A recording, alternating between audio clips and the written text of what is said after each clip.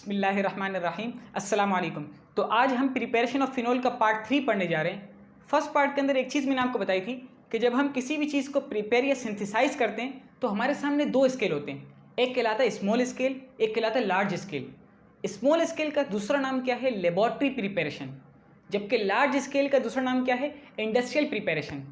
जैसे कि अगर हम अभी पढ़ रहे हैं प्रिपरेशन ऑफ फिनोल के बारे में, तो इंडस्ट्रियली प्रिपरेशन ऑफ फिनोल के हमने दो प्रोसेस पढ़े थे। फर्स्ट टॉपिक के अंदर हमने पढ़ा डॉस प्रोसेस, इसका रिएक्शन मैकेनिज्म और इसके अंदर सारे रीज़न हमने अच्छे तरीके से क्लियर किए। ये हमारा पार्ट 1 था।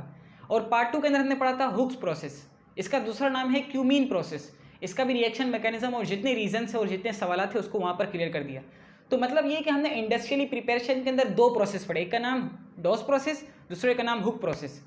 अब हम पढ़ने जा रहे हैं स्मॉल स्केल यानी कि लेबॉर्ट्री प्रिपरेशन ऑफ फिनोल के बारे में। ये टॉपिक भी बहुत इंपॉर्टेंट है, इसके आपसे जो है प्रैक्टिकल में भी आ जाता है नॉर्मली। इसका मैकेनिज्म, इसका रिएक्शन आज हम अच्छे तरीके से इसको क्लियर करेंगे। साथ में मैं इसकी एक दो एग्जांपल कराऊंगा, इसकी एक दो एक्सेप्शन आपको कराऊंगा और एक दो सवालात में आपको इसके करवाऊंगा। तो इंशाल्लाह आपको बहुत अच्छे तरीके से समझ में आ जाएगा और बहुत अच्छे समझ में आने के साथ साथ इसके आपके इससे रिलेटेड डाउट्स भी जो है आपके क्लियर हो जाएंगे।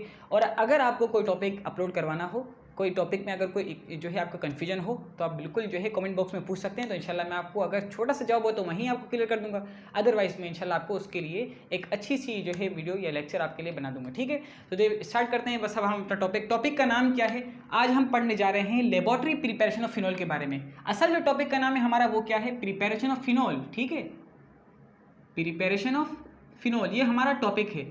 लेकिन अच्छा, इसके अंदर कुछ एक दो एक्सेप्शंस हैं जैसे मैंने आपसे कहा। तो इंशाल्लाह हाथ के हाथ मैं आपको बताते जाऊंगा कि क्या क्या चीज़ें आप शुरू से लेकर लास्ट तक देखेंगे तो ये नहीं कि खाली ये आपको प्रिपरेशन ऑफ फिनोल आएगा, आपको बहुत सारी एक्स्ट्रा चीज़ें भी आ जाएंगी जो ज़रूरी होती है हमारे लिए समझना। ठीक है ना, तो प्रिपरेशन ऑफ फिनोल के बारे में पढ़ने जा रहे हैं। फिनोल को आपको पता है कि हम क्या कह सकते हैं? AR मीन्स एरोमेटिक के साथ जब आप हाइड्रोक्साइल ग्रुप लगा दें, हाइड्रोक्सी ग्रुप लगा दें तो वो कहलाता है फिनोल। ये तो बात क्लियर हो गई होगी। अच्छा, अब बात ये है कि अब हम पढ़ने जा रहे हैं किसके बारे में? ये जो प्रोसेस है यानी ये लेबॉर्ट्री प्रिपरेशन। ठीक है ना, ये लेबॉर्ट्री प्रिपरेशन है। इससे पहले जो दो हमने प्रोसेस पढ़े थे वो सारे के सारे किसके थे? वो सारे के सारे इंडस्ट्रियली प्रिपरेशन थी। ठीक है, डॉस प्रोसेस और हुक्स प्रोसेस। ठीक है, तो ये बातें सारी यकीनन क्लियर हो गई होंगी। तो प्रिपरेशन ऑफ फिनोल और कौन सी किस तरीके से प्रिपेयर कर रहे हैं? लेबॉर्ट्री प्रिपरेशन कर रहे हैं। किस चीज़ की प्रिपरेशन कर रहे हैं? फिनोल की प्रिपरेशन कर रहे हैं। ठीक है, तो आसान से पहले हम रिएक्शन करते हैं, फिर इसके बाद इसका मैकेनिज्म करेंगे और मैकेनिज्म के बाद इसकी एक एग्जाम्पल और एक दो क्वेश्चन करेंगे। ठीक है, तो सबसे पहले हम इसका करते हैं रिएक्शन। ठीक है ना, अब हम रिएक्शन यहाँ पर करने जाते हैं। भाई रिएक्शन के अंदर यकीनन कोई ना कोई एटलीस्ट आपके पास दो रिएक्टेंट तो होने चाहिए। तो यहाँ पर आपके पास आ जाएगा एनालीन। एक बात मैं आपको बता दूँ, जब आप अमीन को किसी भी एलिफेटिक कंपाउंड के साथ अटैच करवा दें तो उस सूरत में वो अमीन ही होता है। लेकिन हो सकता है वो प्राइमरी हो सकता है सेकेंडरी हो सकता है टर्शरी हो। लेकिन जब आप अमीन देखें, इसको कहते हैं, ठीक है ना, NH2, इसको हम कहते हैं अमीन। ठीक है ना, अब अगर इस अमीन को या अमाइनो ग्रुप को हम अटैच करवा दें किसके साथ? एरोमेटिक कंपाउंड के साथ। किसके साथ अटैच करवा दें? एरोमेटिक कंपाउंड के साथ जब हम इसको अटैच करवा दें तो ये उस सूरत में क्या कहलाता है? आपको यकीनन मालूम होगा, उस सूरत में ये कहलाता है एनालीन कहलाता है। ठीक है, इसका जनरल नेम बन जाता है एनालीन। ये है अमीन को आप, और इसको पता है इस जो एरोमेटिक कंपाउंड कहलाता है इसको हम कहते हैं अरीन। इसका जनरल नेम है अरीन। मैं यहाँ पर लिखता हूँ ये सारे नाम ताकि आपको ये सारी बातें याद हो जाएं। ठीक है, अरीन को जब आप अमीन यानी मैं ये देखिए ये अमाइनो ग्रुप है, इसको नॉर्मली अमीन कहते हैं। अमीन को जब आप अरीन के साथ अटैच करवा दें तो इसका एक नाम बन जाता है, उसको हम कहते हैं एनालीन। ठीक है, अच्छा रहेगा, arene plus amine is equals to aniline. ठीक है, मैथमेटिक्स। अच्छा भाई, अब ये इस एनालीन को आपने रिएक्ट करवाना है किसके साथ? नाइट्रोसो एसिड के साथ। ठीक है, अब यहाँ पर मैं आपको इसके बारे में कुछ इंपॉर्टेंट बातें भी बताऊंगा, अभी नहीं बताता, मैकेनिज्म में बताता हूँ तो इंशाल्लाह अच्छा रहेगा आपके लिए। ठीक है, अब ये नाइट्रोसो एसिड बनता किस तरह है? भाई नाइट्रोसो एसिड के बनाने का तरीका ये होता है कि आप क्या ले लें, sodium nitrite NaNO2, sodium nitrite plus HCl। ठीक है, एट 5 सेंटीग्रेड। ठीक है, कितने सेंटीग्रेड आपने लेना है? 5 सेंटीग्रेड आपने लेना है। अब यहाँ में सवाल आएगा कि 5 सेंटीग्रेड क्यों लेना है? क्योंकि जब आपको पता है जब हमने इंडस्ट्रियली प्रिपरेशन की थी तो उसमें हमने सेंटीग्रेड लिया था 300 या उससे भी ज़्यादा हमने लिया था। यहाँ पर हम सिर्फ 5 सेंटीग्रेड ले रहे हैं, तो इसकी भी मैं आपको वजह बताऊंगा। तो आपने सोडियम नाइट्राइट आवाज़ आ रही होगी यकीनन, और HCl के साथ जब हम इसको रिएक्ट करवाते तो आपके पास बन जाता है क्या बन जाता है आपके पास, नाइट्रस एसिड। क्या, इसको मैं बनाकर आपको दिखाऊंगा, इसकी टेंशन नहीं ले, ठीक है आप ये। तो जब आप इन दोनों को रिएक्ट करवाते हैं, या फिर आप यूँ कह दें कि एनालीन को आप नाइट्रस एसिड की प्रेजेंस में रिएक्ट करवाते हैं एट 5 सेंटीग्रेड, तो आपके पास आ जाता है, क्या आ जाता है आपके पास, डायएजोनियम सोल्ट। लेकिन डायएजोनियम के साथ वो क्या होता है, एरीन डायएजोनियम सोल्ट। ये आपके पास आ गया एरीन, ये आपके पास आ गया नाइट्रोजन, ये आ गया ट्रिपल बॉन्ड, ये आ गया दोबारा नाइट्रोजन, ये इसके साथ आ गया पॉजिटिव चार्ज, ठीक है। यहाँ पर पॉजिटिव चार्ज यकीन आपके ज़हन में आएगा, यहाँ आएगा, क्यों आएगा, इसलिए कि नाइट्रोजन 3 बॉन्डिंग करता है, जब से ही छोटी बॉन्डिंग करता है, चौथी बॉन्डिंग जब वो करता है तो उस पर पॉजिटिव चार्ज आता है, क्योंकि वो कैटायन की फॉर्म में बन जाता है। तो ये क्या कहलाएगा, ये कहलाता है डायएजोनियम। क्या कहलाएगा ये जो है ना, ये डायजोनियम, लेकिन ये एरीन है, तो हम इसका पूरा नाम क्या रखेंगे, एरीन डायजोनियम। इसका पूरा नाम होगा एरीन डायएजोनियम। अब आपके जहन में सवाल आएगा, अच्छा इसको सॉल्ट भी कहते हैं, क्यों सॉल्ट कहते हैं, क्योंकि ये अभी फिलहाल जो है इसके साथ कोई ना कोई हेलोजीन कंपाउंड जाकर इसे अटैच हो जाएगा, यानी मैं कह दूं कि इसके साथ क्लोरीन ब्रोमीन जो भी अटैच हो जाए हो सकता है, तो इसलिए हम किसको कहते हैं, एरीन डायजोनियम सॉल्ट कहते हैं, ठीक है ना। क्यों, क्योंकि ये कैटाइन है, और सॉल्ट जो यानी जो क्लोरीन ब्रोमीन जो भी आएंगे वो किसकी प्रेजेंस में होंगे, वो होंगे एनाइन की फॉर्म में होंगे। तो ये कैटाइन और एनाइन मिलकर क्या बन गया, एक सॉल्ट बन जाता है। तो ये भी बात यकीनन क्लियर हो गई होगी। तो ये क्या बन गया, एरीन डायजोनियम सॉल्ट। अब यहाँ पर इस रिएक्शन को, सिर्फ इतने रिएक्शन को हम कहते हैं डायएजोटाइजेशन रिएक्शन। ये मैं आपको समझाऊंगा, ठीक है, यही सवाल है, और इसके अलावा 1-2 सवाल और भी है, तो ये मैं आपको अच्छे से समझा दूंगा, ठीक है। फिर इसके बाद आप क्या करते हैं, यहाँ पर मैं जा रहा हूँ, फिर इसके बाद आप कर देते हैं क्यूप्रस ऑक्साइड, Cu2O। Cu2O मतलब ये कि Cu+2 होगा यकीनन, ठीक है, और ऑक्सीजन क्या होगा, यकीनन -2 होगा। तो Cu+2 क्यूप्रस ऑक्साइड को आपने यूज़ करना है इन दी वाटर, ठीक है ना, वाटर के अंदर आपने इसको यूज़ करना है, ठीक है। तो आपके पास क्या आ जाएगा, आपके पास आपका मतलूबा कंपाउंड आ जाएगा, जिसकी आपको तलाश थी, जिसको आपने लेबोरेटरी में प्रिपेयर करने के लिए गए थे, वो है आपके सामने फिनोल, ठीक है। आपने करना क्या है, बिल्कुल आसान है, यहाँ से कुछ मुश्किल नहीं है, मैकेनिज्म अच्छे से समझना पड़ेगा। एनालीन क्या होता है, arene plus amine is equals to aniline. इसको आपने in the presence of nitrous acid आपने क्या कराया, रिएक्ट करवाया एट 5 सेंटीग्रेड, तो आपके पास क्या आ गया, डायएजोनियम, एरीन डायजोनियम सॉल्ट आ गया, ठीक है। अच्छा, फिर इसके बाद आपने इसको cuprous oxide in the presence of water, आपने जब इसको रिएक्ट करवाया तो ये क्या बन गया, आपके पास फिनोल बन गया। असल जो है ना, असल में आपको एक बात बताऊं, यहाँ पर जो H2O है, वाटर मॉलिक्यूल की तरफ से इसको क्या किया जाएगा, इसको हाइड्रोक्सी ग्रुप दिया जाएगा। किसको, ये जो डायएजोनियम जो बना हुआ है ना, नाइट्रोजन ट्रिपल बॉन्ड नाइट्रोजन, ये नाइट्रोजन ट्रिपल बॉन्ड नाइट्रोजन अपना बॉन्ड तोड़ के यहाँ से खिसक जाएंगे। जैसे ही यहाँ से निकलेगा तो क्या हो जाएगा, ये कार्बन जो है इस पर पॉजिटिव चार्ज आ जाएगा, यानी कार्बोकैटाइन बन जाएगा। क्यों, क्योंकि नाइट्रोजन जो है वो हाई इलेक्ट्रोनेगेटिव है एज कंपेयर टू कार्बन, तो कार्बन पर पॉजिटिव चार्ज आ जाएगा। तो इस पॉजिटिव चार्ज को ख़त्म करने के लिए आपको पता है यहाँ पर वाटर के अंदर हाइड्रोक्सी मौजूद है, इसको तो वैसे ही ये क्या है, ये न्यूक्लियोफाइल है, ये जाकर अटैक करेगा इस जगह पर और बन जाएगा आपके पास फिनोल, सही है। तो OH आपका यहाँ पर असल काम करेगा, क्यूप्रस ऑक्साइड का काम असल नहीं है, असल काम इसका है, ठीक है। तो ये आसान सी बात है। तो ये प्रोसेस कहलाता है डायएजोटाइजेशन। इसके बाद आपने जो हाइड्रोक्सिलेशन जो भी कहते हैं इसको, तो ये फिनोल बन जाता है। अब हम यहाँ पर इसका मैकेनिज्म करते हैं अच्छे से, असल मकसद है मैकेनिज्म करना, फिर इसके बाद आपको जो 2-3 एक्सेप्शन बताए जाएंगे। पहले हम नाइट्रस एसिड के बारे में पढ़ लेंगे, खुद ब खुद आ जाएगा, ठीक है। तो जब हम मैकेनिज्म के बारे में पढ़ने जा रहे हैं कि मैकेनिज्म इसका क्या बनेगा, बहुत आसान है इसका मैकेनिज्म, लेकिन ये कि अच्छे से समझना पड़ेगा। हाँ भाई, ऐसा नहीं कभी यहीं से छोड़ के चले जाएं। अब आगे आपके सामने क्या बनाना है, हमने पहले बनाना है नाइट्रस एसिड। अब आपसे मैं एक चीज़ सवाल खुद करूंगा आपसे, मैं जवाब भी मैं खुद ही दूंगा, आपकी तरफ से जवाब नहीं आएगा अभी तो बहरहाल ये कि अब हम नाइट्रस एसिड को बनाते किस तरह, आप यहाँ पर ले लें सोडियम नाइट्राइट को, सोडियम नाइट्राइट को जब आप ले लें यहाँ पर, ठीक है, आपको पता है इसमें जो नाइट्राइट है ये यकीनन ये माइनस होगा, यानी पार्शियली नेगेटिव होगा, और सोडियम क्या होगा, यकीनन पार्शियली पॉजिटिव होगा, ठीक है, ये तो बात आपको याद होगी। अच्छा, जब आप इसको किसके साथ रिएक्ट करवाएंगे, HCl के साथ। आपको पता है HCl के अंदर Cl जो होगा वो पार्शियली नेगेटिव और सोल्ट H हाइड्रोजन जो होगा वो पार्शियली पॉजिटिव होगा। ये तो पुरानी और आसान सी बात है। अब यहाँ पर आपको पता है क्या होना चाहिए, सोडियम जो है जाकर यानी इस तरह का होना चाहिए, यानी Cl जाकर इस पर सोडियम पर अटैक करे, ठीक है, और NaCl बना दे, और इसी तरीके से नाइट्रो ग्रुप जो है ये जाकर अटैक करे किस पर, हाइड्रोजन पर, और जाकर क्या बना दे, HNO2, ठीक है। देख लीजिए यहाँ पर होना क्या है, आपके सामने आ जाएगा। हम पहला कंपाउंड, असल कंपाउंड हमारा ये है, तो हम यूँ लिखेंगे HO nitrogen double bond oxygen, ठीक है। इसको कहा जाता है नाइट्रस एसिड। साथ में आपको पता है क्या बनने वाला है, NaCl। कैसे मिला, सोडियम क्लोराइड और NO2 nitro group plus H। लेकिन आपको पता है कि देखिए कि जो नाइट्रोजन है ये क्या करता है, एक तरफ तो इसने डबल बॉन्ड बना लिया, लेकिन अब ये क्या कर सकता है, इसके अंदर इतनी, अगर इसको स्टेबल रहना है तो इसको 3 ही बॉन्डिंग कर सकता है, 4 नहीं कर सकता ये। तो जैसे ही इसने तीसरी करेगा तो आपको पता है यहाँ पर ये ऑक्सीजन से करेगा। अब अगर ये चौथी करना चाहे भी तो ऑक्सीजन नहीं करने देगा। क्यों? क्योंकि ऑक्सीजन को क्या चाहिए, अपने लिए एक प्रोटॉन चाहिए। तो इस तरह सारा अटैच किया हुआ है इसको हाइड्रोजन को, ठीक है। तो अब वैसा ही ऑक्सीजन भी कंप्लीट है, एक यहाँ से बॉन्ड बनाया, एक यहाँ से बॉन्ड बनाया हुआ है। नाइट्रोजन भी कंप्लीट है 2 और 1 3, ऑक्सीजन भी कंप्लीट है 2। समझ आ गई बात? तो इसलिए ये कंपाउंड इस तरीके से आपको दिखाया जा रहा है। तो ये क्या हो गया, ये कहलाता है नाइट्रस एसिड। ये क्या कहलाता है, नाइट्रस एसिड कहलाता है। अगर नोट करना हो तो नोट कीजिएगा जरूर, ठीक है। नाइट्रस एसिड आके ये तो आपको पता है सोडियम क्लोराइड, जिससे हमें कोई सरोकार नहीं। अब ये नाइट्रस एसिड को हम लेते हैं, ठीक है। ये नाइट्रस एसिड को हम लेते हैं, क्या बनेगा ये HONO। अब आपको पता है कि इसके अंदर थोड़ी मस्ती होती है, इसके पास होते हैं क्या, लोन पेयर्स होते हैं। ये लोन पेयर जाकर अटैक करेगा, किस पर अटैक करेगा, यहाँ पर समझ ले, यहाँ पर आपके पास रखे हुए प्रोटॉन्स रखे हुए, मे भी पॉसिबल, कोई मसला नहीं, ठीक है। तो ये जाकर अटैक करेंगे किस पर, प्रोटॉन पर अटैक करेंगे।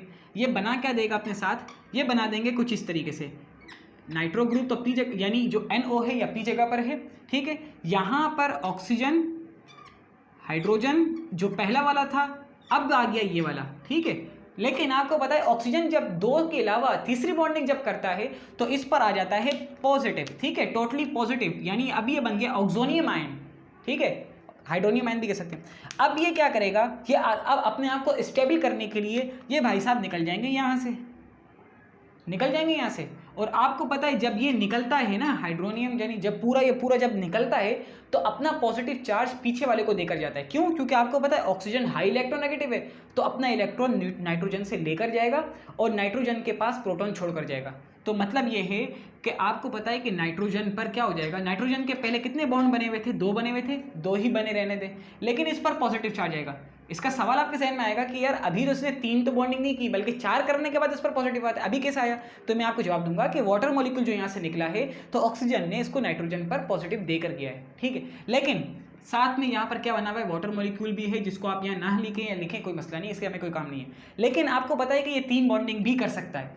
अगर ये 3 बॉन्डिंग जैसे ही करता है, मैं यहाँ पर क्या करता हूँ, इसका अलग दिखाता हूँ स्टेप, कि जब ये नाइट्रोजन 3 बॉन्डिंग करेगा, क्योंकि इसके पास इलेक्ट्रॉन तो मौजूद है ना, कोई मसला नहीं है ना, इसके पास इलेक्ट्रॉन तो मौजूद है।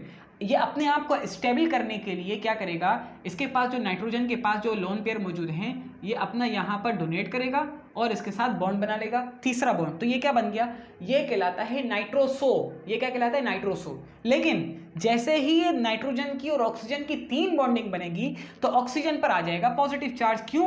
इसलिए कि ऑक्सीजन नॉर्मली जो है 2 बॉन्ड बना सकता है, तीसरा बनाते ही उस पर पॉजिटिव चार्ज आ जाता है, ठीक है। तो यहाँ पर क्या हो जाएगा, नाइट्रोजन और ऑक्सीजन के दरमियान ट्रिपल बॉन्डिंग आ जाएगी, नाइट्रोजन के ऊपर से अब चार्ज खत्म हो जाएगा। क्यों? क्योंकि अब उसने बॉन्ड बनाकर अपने आप को स्टेबल कर लिया, वो चार्ज अब कहाँ ट्रांसफर हो गया, ऑक्सीजन पर हो गया, ठीक है। तो अब ये क्या कहलाएगा, नाइट्रोसो। अभी नाइट्रोजन के पास एक लोन पेयर मौजूद है, ये क्या कहलाता है, आपको पता है, ये नाइट्रोसो कहलाता है। ये मुझे असल बताना था आपको, ठीक है। अब नाइट्रोसो क्या करेगा, अब देखिएगा, अब असल स्टेप आ रहा है एक, इसको मैं यहाँ करता हूँ, इसको नोट कीजिएगा। अच्छा, आगे चलते हैं हम, यहाँ पर क्या होगा, क्या यहाँ पर आपको पता है, अब आपने लेना है एनालीन को। अब आप किसको ले रहे हैं, एनालीन को। फिर मैं डायरेक्ट उसको जो है सर्कल बना दिया, ठीक है, 3 लाइनें नहीं बनाई है। अब एनालीन के अंदर आपको पता है, यहाँ मैं करता हूँ इसको, एनालीन को अलग से थोड़ा सा अच्छे से, ये आ गया नाइट्रोजन, ठीक है, ये हाइड्रोजन और ये हाइड्रोजन और ये है इसके पास लोन पेयर्स, ठीक है। अब क्या होगा कि ये जो इसके पास लोन पेयर्स हैं, ये जाकर भाई साहब अटैक करेंगे, किस पर अटैक करेंगे, ऑक्सीजन पर तो नहीं कर सकते, ये करेंगे इस पर अटैक, ठीक है ना। क्यों? क्योंकि इसने तो अभी फिलहाल क्या नॉर्मली 3 बॉन्ड बनाए हुए हैं, लेकिन नाइट्रोजन ने अपने से हाई इलेक्ट्रोनेगेटिव कंपाउंड के साथ 3 बॉन्ड बनाए हुए हैं, तो दोनों में फर्क है ना। इसने अपने लो कंपाउंड के साथ बॉन्ड बनाए हुए हैं, तो इसका मतलब है कि इसकी इलेक्ट्रॉन डेंसिटी हाई है, लेकिन इसकी इलेक्ट्रॉन डेंसिटी लो है। अब आपसे सवाल किया जाएगा, यार दोनों ने 3-3 बनाए हुए हैं तो कैसे लो और हाई है? इसलिए कि इसने अपने से लो इलेक्ट्रोनेगेटिव के साथ 3 बॉन्ड बनाए और इसने अपने से हाई इलेक्ट्रोनेगेटिव के साथ 3 बॉन्ड बनाए हुए हैं। तो इसका मतलब ये है कि आपके पास अगला कंपाउंड कुछ इस तरीके का होगा। आराम आराम से कराने का मकसद ये है कि आपको हर बात अच्छी तरीके से समझ में आ जाए, ठीक है भाई। ये आ गया नाइट्रोजन, ठीक है, ये आ गया दूसरा वाला नाइट्रोजन, और ये आ गए आपके पास जी। अच्छा, अब आपके जहन में सवाल आएगा कि भाई ये तीसरा बॉन्ड कैसे टूटा। भाई जैसे ही इसने यहाँ से बॉन्ड बनाया ना तो नाइट्रोजन का कितना बॉन्ड हो रहे थे, 4 हो रहे थे, तो इसने फौरन ही ये वाला लूज कर दिया, क्योंकि आपको पता है कि ये कौन सा बॉन्ड था, ये था पाई बॉन्ड। पाई बॉन्ड आसानी से शिफ्ट और टूट सकता है आराम से, ठीक है। तो ये यहाँ पर जब ऐसे ही टूट गया तो ये नॉर्मल हो गया, ऑक्सीजन भी नॉर्मल हो गया, ठीक है। अब ऑक्सीजन के पास अपने लोन पेयर दोबारा आ गए भाई, सही है भाई, 2 बना दो 3 बना, जो भी है टेंशन नहीं है। अच्छा ये आपके पास, अब देखिए अब इसके पास क्या था, एक हाइड्रोजन यहाँ था और एक हाइड्रोजन यहाँ था। अब मैं इसके नीचे नहीं लिखता, अब मैं इसको रिप्लेस करता हूँ थोड़ा सा मतलब मिटाता हूँ, फिर इसके बाद मैं यहाँ से इस स्टेप के बाद यहाँ से स्टार्ट करता हूँ, फिर हम दोबारा यहाँ पहुँच जाएंगे, ठीक है। तो ये आपके पास कुछ भी नहीं मैंने किया हुआ है। अब आपको यहाँ पर ये देखने को मिलेगा पॉजिटिव चार्ज। क्यों पॉजिटिव चार्ज? इसलिए मिलेगा कि इसने बना लिया 1 2 3 4 बार बना लिए, इसलिए इस पर आ गया। अब ये एमोनियम आयन बन चुका है। अब हम आगे प्रोसेस करते हैं, बहुत आसान है, ठीक है, कुछ भी नहीं करना है, बहुत आसान से मैं आपको उसकी ट्रैक भी बता दूंगा, तो आपको इंशाल्लाह याद हो जाएगा, ठीक है। अच्छा जी, तो अब हमारे पास देख लीजिए ये क्या है, हमारे पास एमोनियम आयन है, ये एमोनियम आयन बन चुका है। अब हमें इसको स्टेबल करना है, असल काम हमारा ये है। और यहाँ पर आप देख रहे हैं इसको दोबारा मस्सी चढ़ेगी। अब ये क्या करेगा, किसी न किसी को हाइड्रोजन को अपने पास खींचेगा ना, किसी न किसी प्रोटॉन को अपने पास खींचेगा। हाइड्रोजन ये वैसे इसके लिए तो काम असल का। अच्छा अब मैं यहाँ पर ये नहीं दोबारा नहीं बना रहा, देख लीजिएगा क्या होगा कि कोई ना कोई वाटर मॉलिक्यूल आया, यहाँ पर कोई ना कोई वाटर मॉलिक्यूल आया जिसके ऑक्सीजन के पास लोन पेयर होते हैं नॉर्मली, उसने आकर इस पर अटैक किया और इस हाइड्रोजन को अपने पास खींच लिया, जिसकी वजह से यहाँ पर अगर मैं यूँ कहूँ, इसको मैं यहाँ ले जा रहा हूँ ना ऊपर की तरफ, तो क्या हो गया कि H3O यहाँ से निकल गया। H3O को ये पॉजिटिव मैंने यहाँ पर लिखा है, बल्कि यहाँ लिखते हैं नेगेटिव, और ऑक्सीजन पर पॉजिटिव। क्यों? क्योंकि आपको पता है ऑक्सीजन 2 के अलावा तीसरा बना सकता है, लेकिन जैसे ही बनाता है उस पर क्या आ जाता है, पॉजिटिव चार्ज आ जाता है, ठीक है। क्यों? क्योंकि उसने यहाँ पर डोनेट किए इलेक्ट्रॉन, अपने आप को इसने खाली कर दिया, ठीक है। तो ये H3O आयन की फॉर्म में यहाँ से निकल जाता है, यानी क्या हो गया, ठीक है, समझना कि हाइड्रोनियम आयन की फॉर्म में यहाँ से निकल गया। तो ये वाला खत्म हो गया ना। अब नाइट्रोजन क्या हो गया, हल्के में आ गया, यानी नॉर्मल में आ गया। अब देख लीजिएगा क्या हो क्या जाता है, ये मैंने एरो यहाँ पर दिखाया हुआ है। अब हम यहाँ पर अपना दोबारा ये वाला कंपाउंड बनाते हैं, ठीक है भाई, कोई मुश्किल यकीनन नहीं हो रही होगी आपको। ये आगे नाइट्रोजन, यहाँ से हाइड्रोजन निकल चुका है, यहाँ पर हाइड्रोजन मौजूद है अपनी जगह पर, यहाँ नाइट्रोजन के साथ एक बॉन्ड बना हुआ है यहाँ पर। अच्छा ऑक्सीजन के पास आपको पता है भाई कोई ना कोई ये किसी न किसी को अपने पास खींचेगा, ये फ़ौरन समझ लिए यहाँ पर प्रोटॉन मौजूद थे, इसने अपने पास खींच लिया इसको, ठीक है। एरो में यहाँ दिखा रहा हूँ, एरो शिफ्टिंग अच्छे से करिएगा, ठीक है। तो अब ये आगे यहाँ पर नाइट्रोजन है, ठीक है, और यहाँ पर क्या है भाई साहब, यहाँ पर है ऑक्सीजन। नाइट्रोजन के साथ एक ही बॉन्ड है, सॉरी नाइट्रोजन का एक ही बॉन्ड है फिलहाल, लेकिन नाइट्रोजन और ऑक्सीजन के 2 बॉन्ड हैं, लेकिन अब इस पर आ गया है पॉजिटिव चार्ज। क्यों? क्योंकि इसने 3 बॉन्ड बना लिए हैं, एक हाइड्रोजन के साथ 2 नाइट्रोजन के साथ। यकीनन ये क्लियर हो गया होगा। अच्छा अब बात ये आती है हमारे पास कि देखिए ये अभी अपनी नॉर्मल स्टेट में, लेकिन ये तीसरा बॉन्ड बना सकता है, नहीं 3 बॉन्ड तो इसके बने हुए हैं, ये चौथा बॉन्ड बना सकता है। क्यों? क्योंकि इसके पास क्या है, नाइट्रोजन के पास लोन पेयर मौजूद है। अच्छा अब ये करेंगे क्या, देखिए इस नाइट्रोजन को आप देख रहे हैं ना, इस नाइट्रोजन को जब आप देख रहे हैं, यहाँ पर तो कोई नाइट्रोजन नहीं है, सॉरी मैंने गलत कर दिया, ये मैं कट नहीं करता, ठीक है ना, ये आप देख लीजिए यहाँ पर इस तरीके से, ठीक है, सॉरी। अच्छा अब देख रहे हैं यहाँ पर ये भी अपनी स्टेट में, लेकिन इस पर पॉजिटिव चार्ज है, मैंने अभी आपको बताया। क्यों? क्योंकि इसकी 3 बॉन्डिंग हो चुकी हैं, और ये देखिए ये अपनी नॉर्मल स्टेट में, नाइट्रोजन दोनों के दोनों नॉर्मल स्टेट में, लेकिन आपको पता है कि ये चौथा बॉन्ड भी बना सकते हैं, लेकिन हम नहीं बनाते। चले ठीक है आगे चलते हैं। अब आपको क्या सीन है यहाँ पर कि यार ये जो इसने 3 बॉन्ड बनाए हुए हैं, तो एक ना एक को लूज़ करेगा ना, किसी न किसी तरीके से इसको लूज़ करेगा। तो अगर हम ये करें कि इनके दरमियान जो बॉन्ड बना हुआ है इसको तोड़ दें, तो क्या हो जाएगा, ऑक्सीजन लून अपने आप को जो है स्टेबल कर सकेगा ना। तो अगर हम इसको यहाँ से तोड़ेंगे तो ये यहाँ पर जाएगा, क्योंकि नाइट्रोजन को तो अपने आप को स्टेबल करना है ना, ये तीसरा बॉन्ड यहाँ बना लेगा, ठीक है नहीं है, और इसके पास लोन पेयर मौजूद तो है ही वैसे भी। तो बहरहाल आपके पास कंपाउंड कुछ इस तरीके का बन जाएगा, देख लीजिएगा, ठीक है। ये फिनोल तो अपनी, यानी फिनोल तो नहीं है, सॉरी, ये आ गया आपके पास नाइट्रोजन, ठीक है। नाइट्रोजन और नाइट्रोजन के दरमियान अब 2 बॉन्ड बन गए, और यहाँ पर ऑक्सीजन और हाइड्रोजन के दरमियान, ऑक्सीजन और नाइट्रोजन के दरमियान 2 बॉन्ड थे, लेकिन उसने अपने आप को स्टेबल करने के लिए ये वाला बॉन्ड तोड़ दिया, जिसकी वजह से अब वो स्टेबल हो चुका, ठीक है भाई, स्टेबल हो चुका, यानी उसके ऊपर अब पॉजिटिव चार्ज हट चुका, ठीक है, नॉर्मल स्टेट में आ गया। लेकिन अब उसके पास अभी भी लोन पेयर मौजूद हैं, 2 बनाता है तो लोन पेयर तो मौजूद होते ही है ना, ये तो आपको बात समझ में आ गई होगी। और यहाँ पर क्या भाई साहब, यहाँ पर है हाइड्रोजन, अब यहाँ पर दोबारा पॉजिटिव चार्ज आ गया, भाई जब पॉजिटिव चार्ज आएगा तभी तो वो अपने पास से हाइड्रोजन को निकालेगा ना। अब अगर मैं यहाँ पर पॉजिटिव चार्ज नहीं लाता तो फिर हाइड्रोजन को वो कैसे निकालेगा, क्यों निकालेगा? अपने आप को स्टेबल करने के लिए हाइड्रोजन को निकालेगा ना, इसको स्टेबिलिटी की जरूरत है। अब ये भाई साहब क्या करेंगे, दोबारा ये समझ लीजिए आप यहाँ पर कोई आ गया हाइड्रोनियम, ठीक है, कोई ना कोई हाइड्रोक्सी ग्रुप आ गया। अब ये हाइड्रोक्सी ग्रुप आकर इस पर अटैक किया, क्योंकि ये क्या है, एसिडिक हाइड्रोजन बन रहा है हल्का हल्का, इसको अपने पास खींच लिया, जिसकी वजह से आपको पता है क्या निकल गया, H2O निकल गया। कौन सा वाला, OH और H। ये भी बात समझ में आ गई होगी। लेकिन साथ ही इसको भी मस्ती है, ये यहाँ पर किसी ना किसी H को ले रहा है, यानी क्या मतलब है कि एक वाटर मॉलिक्यूल को आप ले लें, H प्लस यहाँ पर आ गया, OH यहाँ पर आ गया, H प्लस ने यहाँ से OH को निकाल दिया और इस OH ने यहाँ से H को निकाल दिया, तो इसके नतीजे में आपको पता है कि भाई दो वाटर निकल गए, दो वाटर आपके पास निकल गए, एक वाटर आपके पास यहाँ से निकला, एक वाटर आपके पास यहाँ से निकला, ठीक है। इसको मैं यहाँ पर मिक्स नहीं कर रहा ताकि आपको परेशानी ना हो। अब आपके पास कंपाउंड किस तरह का बन रहा है ये देखिएगा, ये असल काम है, ठीक है ना। कंपाउंड आपके पास क्या बन रहा है गौर से देखिएगा, ये आगे नाइट्रोजन, ठीक है, हाइड्रोजन यहाँ से जा चुका है, जैसे ही हाइड्रोजन गया तो उसके कितनी बॉन्ड हो गए, 3 बॉन्ड हो गए। अब दोबारा ये बॉन्ड बना सकता है, देखिए बॉन्ड तो बना सकता है ना, देखिए मैं यहाँ पर नहीं बनाता, अभी फिलहाल नहीं बनाता, नेक्स्ट स्टेप में बनाऊंगा। ये नाइट्रोजन आ गया, ठीक है, double bond nitrogen, double bond nitrogen, समझ आ रही है बात। यहाँ से इसके पास क्या हो गए भाई, ये तो निकल चुके हैं हजरत, ठीक है। कैसे निकले हैं, इसने इस पर अटैक किया था और अब ये वाटर की फॉर्म में निकल चुका है। मैंने आपको इसके अलग अलग स्टेप नहीं दिखाए, डायरेक्ट दिखा रहा हूँ, ठीक है ना। तो अब ये क्या करेगा, यहाँ से अपने बॉन्ड बनाएगा, ठीक है भाई। जैसे ही यहाँ से बॉन्ड बनाएगा, इसके पास एक लोन पेयर तो मौजूद है, लेकिन इसके पास 2 लोन पेयर मौजूद है। क्यों? क्योंकि इसके पास ये वाला बॉन्ड भी टूटा है और इसके पास अपना एक लोन पेयर जो होता है वो भी मौजूद है, क्योंकि नाइट्रोजन के पास 5 इलेक्ट्रॉन होते हैं ना।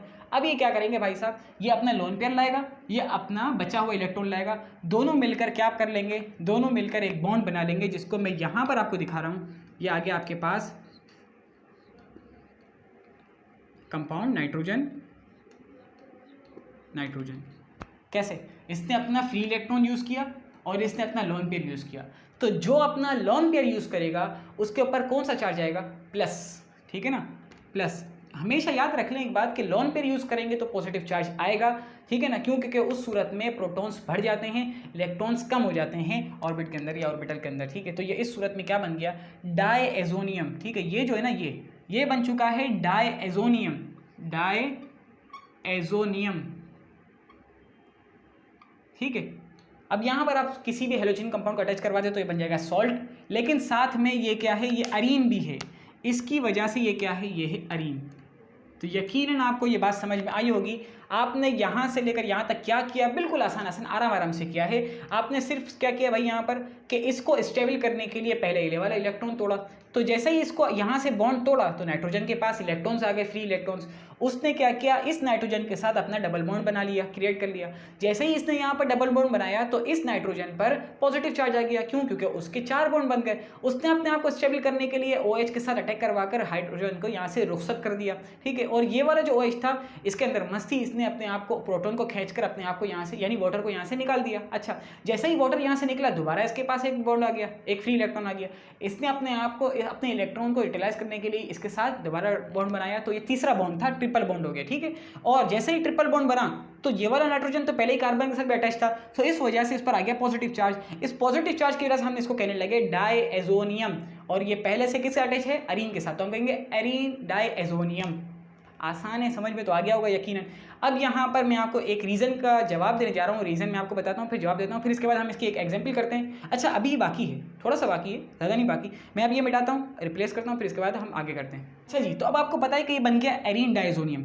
अब एरीन डायज़ोनियम के बाद हमने क्या करना है, हमने सिर्फ और सिर्फ आपको पता है कि ये N2 गैस की फॉर्म में यहाँ से निकल सकता है। नाइट्रोजन और नाइट्रोजन जब ट्रिपल बॉन्ड हो जाए अब वो आसानी से यहाँ से निकल सकता है। क्यों? क्योंकि इसको होना है स्टेबल होना है। अभी ये फिलहाल अनस्टेबल है।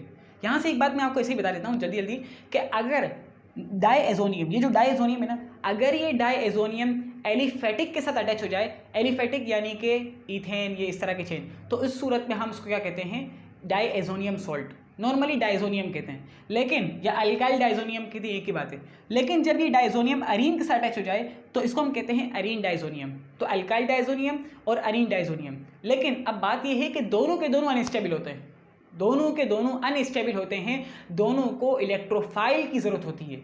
यानी दोनों को इलेक्ट्रोफाइल की ज़रूरत क्या होती है, यानी कोई ना कोई ऐसा इलेक्ट्रॉन लवर आ जाए, सही, ये दोनों के दोनों इलेक्ट्रोफाइल खुद होते हैं, इन दोनों को इलेक्ट्रॉन की जरूरत है, क्यों? क्योंकि इस पर क्या आया हुआ पॉजिटिव चार्ज, और जो अल्काइल डायजोनियम बनेगा उस पर भी पॉजिटिव चार्ज, तो दोनों के दोनों इलेक्ट्रोफाइल होते हैं, ठीक है। इनको न्यूक्लियोफाइल क्या जरूरत होती है? न्यूक्लियोफाइल आकर इन पर अटैक करता है। अभी मैं बताऊंगा न्यूक्लियोफाइल क्या होगा और अटैक कैसे करेगा, ये मैं आपको बताऊंगा, ठीक है। अभी बात यह है कि अल्काइल डायजोनियम और एरीन डायजोनियम दोनों के दोनों अनस्टेबल हैं। अब सवाल ये होता है कि कौन ज़्यादा अनस्टेबल है और क्यों। आपको मैं बताऊं कि अल्काइल डायजोनियम ये ज़्यादा अनस्टेबल है as compare to arene diazonium, इस यानी ये वाले, ठीक है। क्यों? क्योंकि इसको यहाँ पर कुछ ना कुछ रेजोनेंस से कुछ ना कुछ फायदा हो जाएगा कि अंदर के जो पाई इलेक्ट्रॉन है इसकी कुछ ना कुछ हेल्प कर देंगे, और नाइट्रोजन का जो ये है ये थोड़ा बहुत घूम लेगा, इस वजह से ये थोड़ी देर तक अनस्टेबल का मतलब, यानी क्या मतलब अनस्टेबल का मतलब क्या होता है कि ये एक हालत में नहीं रह सकता, बार बार टूटेगा, डिकम्पोज होता रहेगा। लेकिन ये क्या है, ये जो एरीन डायजोनियम है इसकी कुछ ना कुछ एरीन के जरिए से कुछ ना कुछ हेल्प हो जाती है, इस वजह से ये ज़्यादा अनस्टेबल है as compare to alkyl diazonium. ये बात समझ में आ गई होगी। अब हम आगे जाते हैं। अब इसको न्यूक्लियोफाइल की जरूरत है। न्यूक्लियोफाइल का मतलब क्या है कि वाटर मॉलिक्यूल का जो हाइड्रोक्सी ग्रुप है, ये आकर भाई साहब ये वैसे ही न्यूक्लियोफाइल है, मदद करने वाला है, ये जाकर अटैक करेंगे और यहाँ से क्या करेंगे, N2 गैस को यहाँ से निकाल देंगे, N2 को गैस की फॉर्म में निकाल देंगे। आपने जब वुल्फ-किश्नर रिडक्शन किया था उसमें भी आपने नाइट्रोजन गैस को आपने निकाल दिया था N2 की फॉर्म में, ठीक है।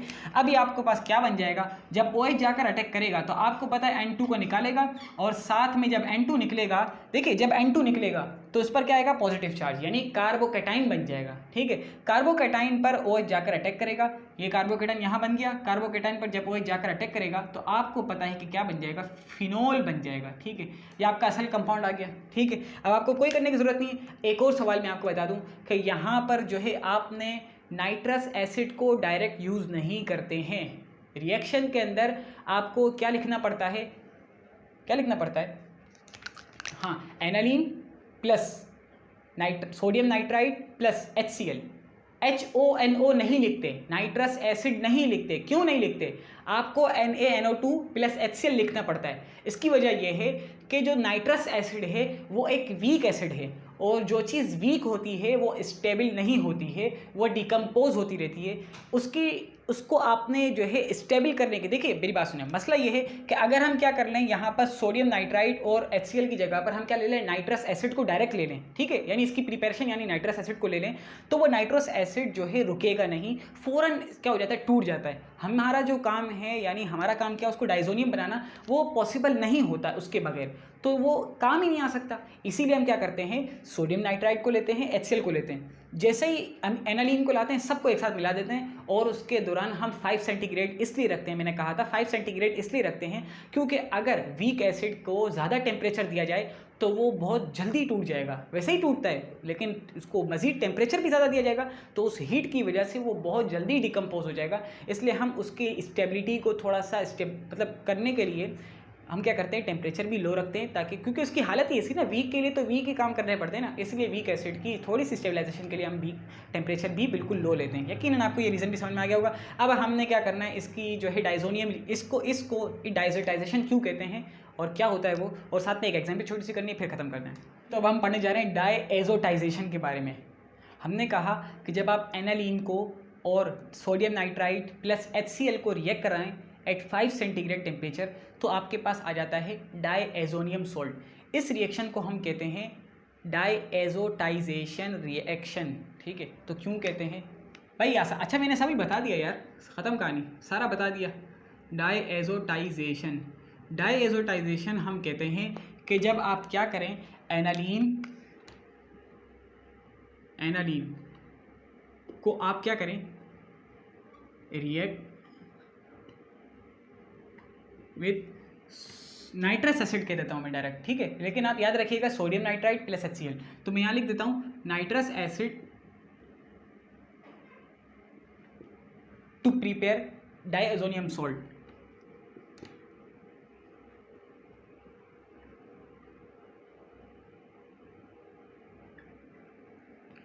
जब आप प्रिपेयर करने के लिए डायएजोनियम सॉल्ट को प्रिपेयर करने के लिए आप एनालीन और नाइट्रस एसिड को रिएक्ट करवाते हैं, तो इस प्रोसेस को या इस रिएक्शन को हम कहते हैं डायएजोटाइजेशन रिएक्शन या डायएजोटाइजेशन, ठीक है।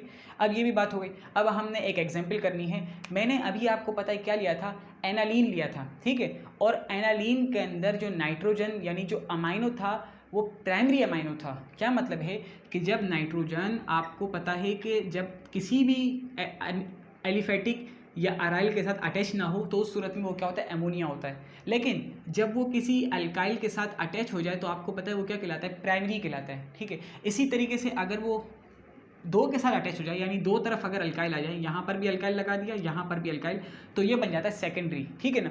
अब आपको पता है, जब मैं एक बात बताता हूँ फिर इसके बाद हम बात खत्म करते हैं, बस ये आखिरी बात है। अब अगर मैं यहाँ पर क्या ले लेता हूँ कि मैंने ले लिया यहाँ पर एनालीन को। ठीक है, एनालीन के अंदर मैंने जो नाइट्रोजन था उसमें 2 हाइड्रोजन पहले लिए थे, लेकिन अब यानी मैंने पहले प्राइमरी लिया था, अब मैं जो नाइट्रोजन लेने यानी जो अमोनिया लेने जा रहा हूँ या अमाइन लेने जा रहा हूँ, अब मैं सेकेंडरी अमाइन लेने जा रहा हूँ। यानी यहाँ पर तो हाइड्रोजन है लेकिन यहाँ पर आर है। ठीक है, एक और अल्काइल ग्रुप लगा दिया जिसको मैं प्रेजेंट कर सकता हूँ किसके साथ, CH3 के साथ। ठीक है भाई, तो अब मैंने क्या ले लिया, इसका नाम होता है एन मिथाइल एनालीन, इसको कहते हैं एन मिथाइल एनालीन। ठीक है, एनालीन क्यों, क्योंकि नाइट्रोजन अरीन के साथ टच हुआ हुआ है तो उसको हम कहेंगे एनालीन। ठीक है, एन मिथाइल एनालीन। अच्छा जी, जब आप अब इसको किसके साथ रिएक्ट करवाएंगे, HONO के साथ, डायरेक्ट नहीं करवाना, ये बात याद रखनी है। ठीक है, जब आप अब इसको रिएक्ट करवाएंगे तो अब क्या होगा सीन, ठीक है, आपको पता है HONO तो रिएक्ट नहीं करता इसके साथ जो असल रिएक्ट करता है ना, आपने देखा था जब अब मैंने मैकेनिज्म कराया था,